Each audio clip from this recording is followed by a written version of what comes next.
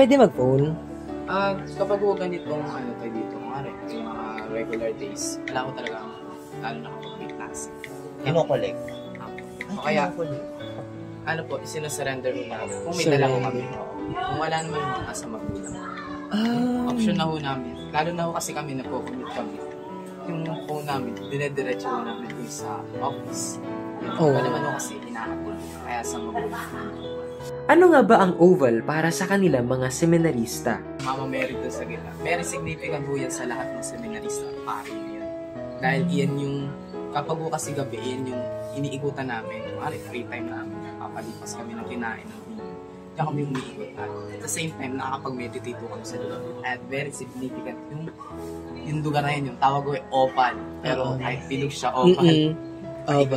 Patuloy nating ipanalangin ang ating mga seminarista upang malaman nila ang buhay o landas na nais ng Diyos para sa kanila.